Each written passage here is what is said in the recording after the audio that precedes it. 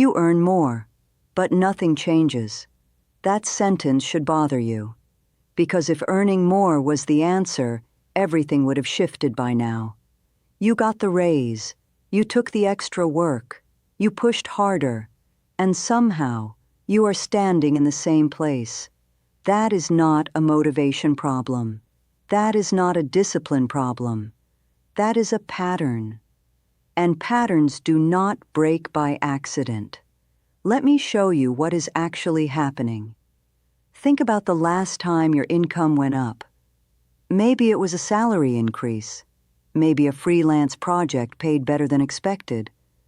Maybe you finally hit a number you had been chasing for a long time. For a few days, maybe even a few weeks, it felt different. There was a small relief, a loosening, like something was about to change, and then it did not. The expenses adjusted, the life adjusted, the stress quietly returned. Not because you are irresponsible, not because you failed, but because there is a system running underneath your finances that no one ever explained to you. And that system has nothing to do with how much you earn. Most people believe that money problems come from not earning enough.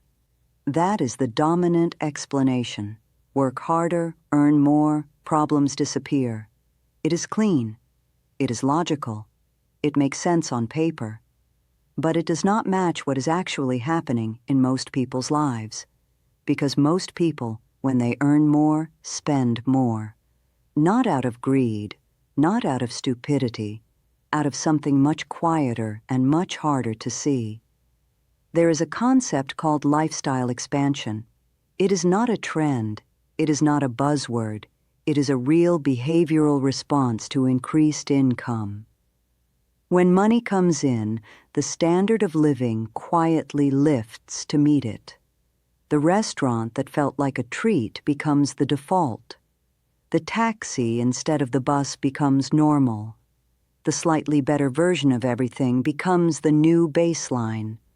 And none of these decisions feel extravagant in the moment. Each one feels earned. Each one feels reasonable.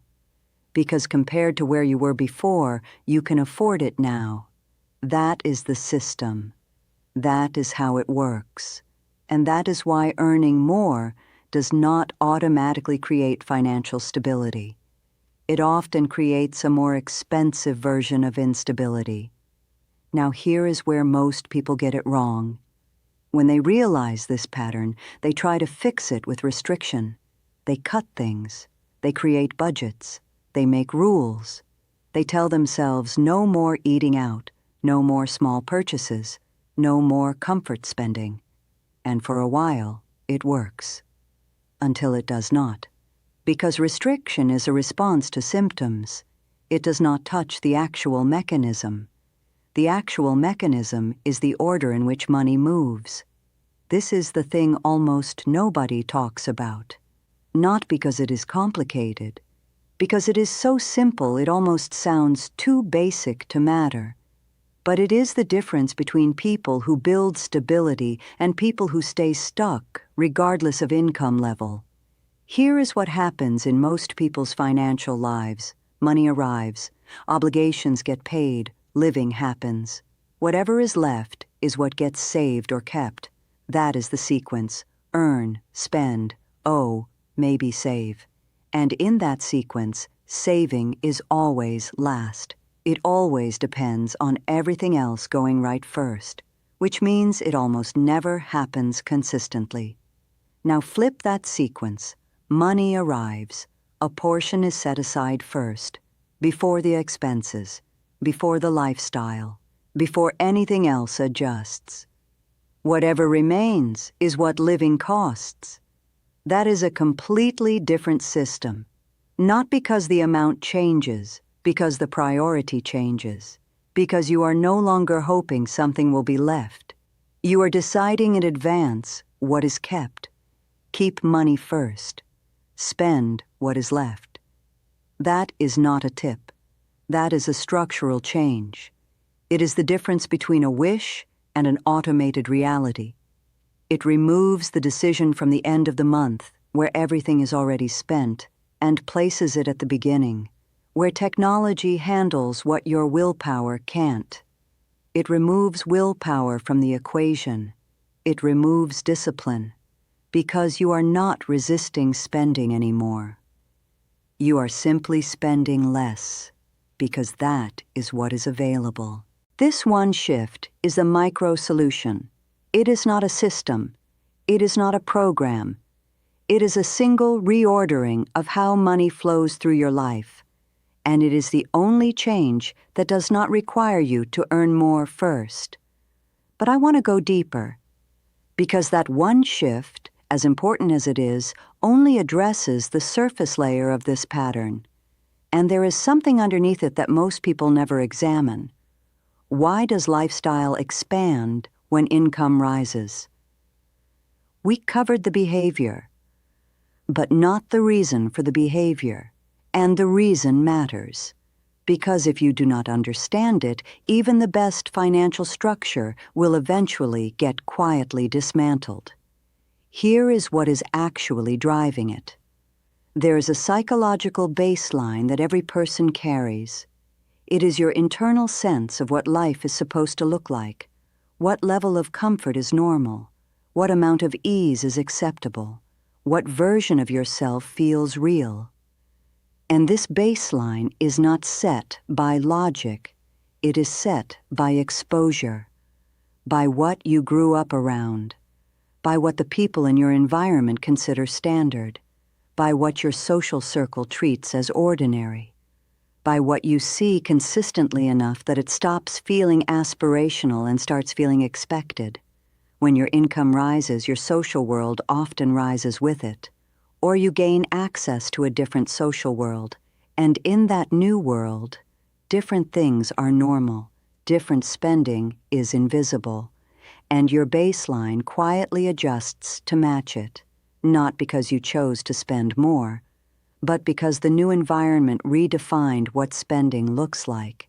This is why two people with identical salaries can have completely different financial trajectories. It is not about character. It is about what each person considers their baseline, what they believe they are supposed to have, what feels like deprivation versus what feels like discipline. And here is the part that is difficult to hear. If your baseline is set higher than your income can sustainably support, no raise will ever feel like enough, because every raise will be absorbed by the expanded version of normal that your mind has already accepted. The ceiling just keeps moving. You keep running. The gap between where you are and where you feel you should be stays exactly the same. That is not a spending problem. That is a baseline problem, and you cannot budget your way out of a baseline problem. So what does this mean practically? It means the micro solution matters. Keeping money first interrupts the automatic expansion. It creates a hard floor. But underneath that floor, you also have to become aware of where your baseline is set and who is setting it for you.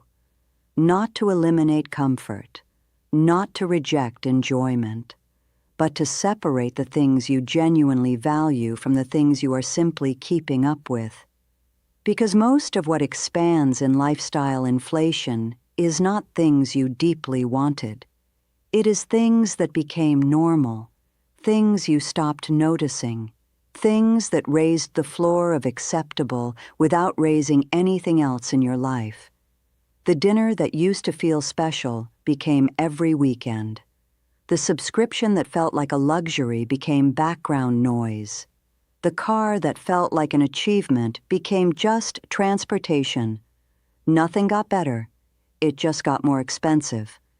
And the emotional return went down while the cost went up.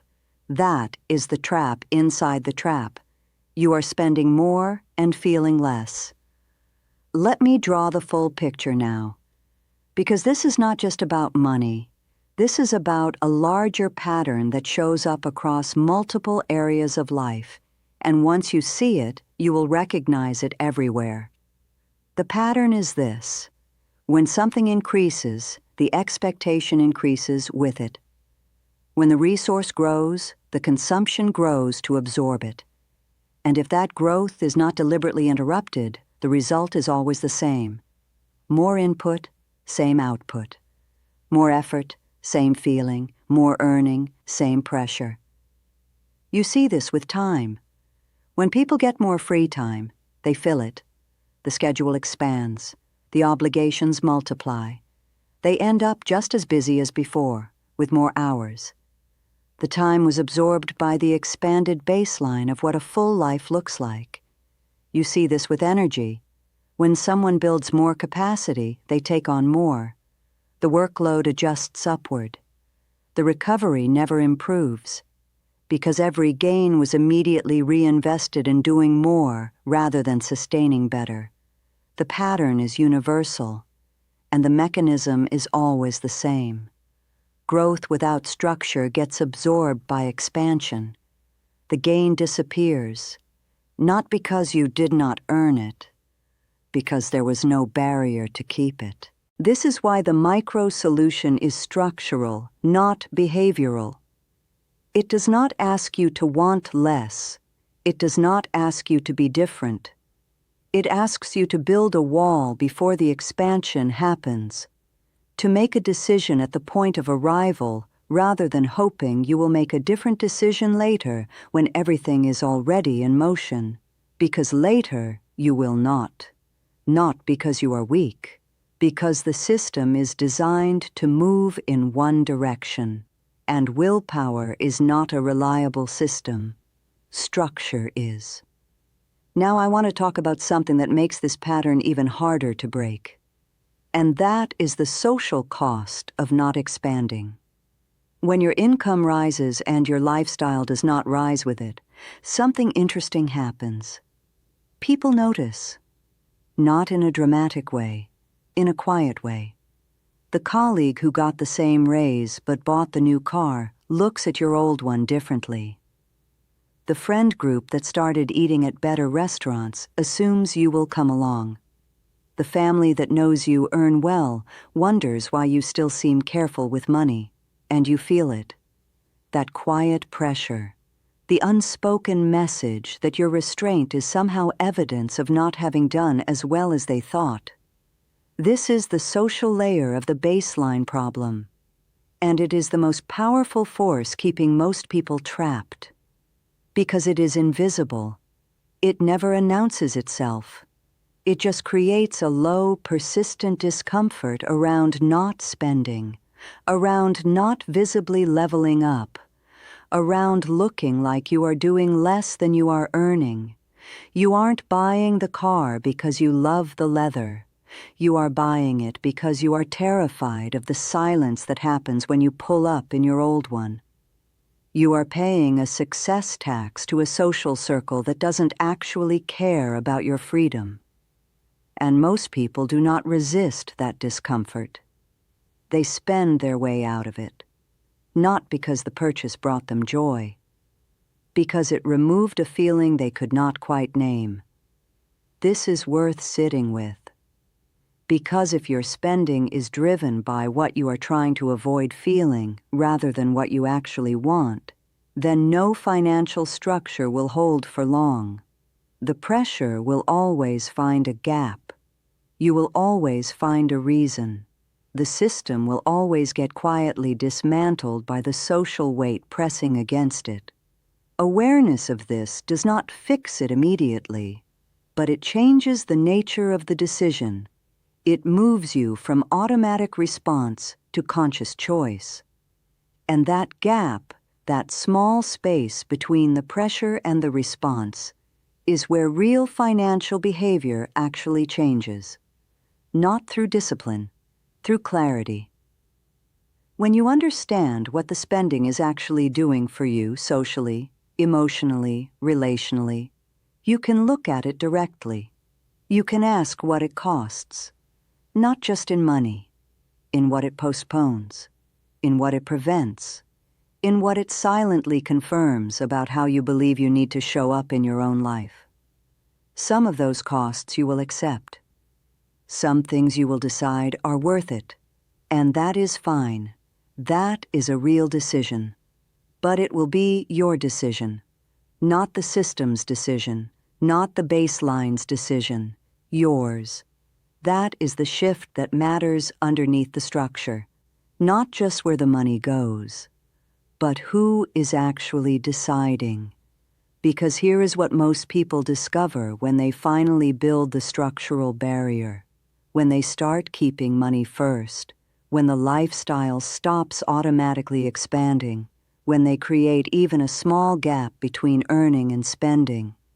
They discover that most of the expansion they thought they needed was not actually for them. It was performing stability for other people. It was managing impressions. It was trying to look like someone who has arrived. And when that stops, when the performance quiets, what is underneath is usually much simpler, much cheaper, and much more satisfying. The people who figure this out do not become minimalists. They do not stop enjoying their lives. They stop subsidizing a version of their life that was never really theirs to begin with.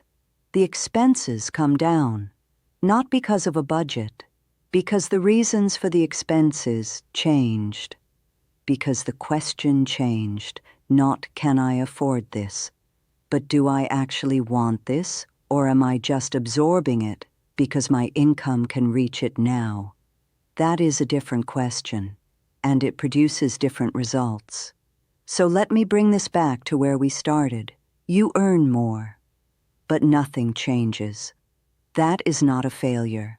That is a pattern that has never been interrupted. The income grew, the system absorbed it, the baseline lifted to meet it. The lifestyle expanded, the gap closed, and you are exactly where you were, but at a higher cost. The solution is not to earn less. The solution is not to stop enjoying life. The solution is to interrupt the absorption, to make the structural decision first, to keep money before life has a chance to spend it, to become aware of what is actually driving the expansion so that you can choose which parts of it you want and which parts you have simply been carrying because no one ever handed you the option to put them down. This is not about earning more. It is about what happens in the moment after you earn. In that window, before the life adjusts, before the baseline moves, before the expansion absorbs the gain. That window is small, but it is where everything is decided. Most people never see it. They are already spending before they realize it opened. Now you see it. The question is, are you going to keep paying for a performance you never signed up for? Or are you going to finally keep what's yours?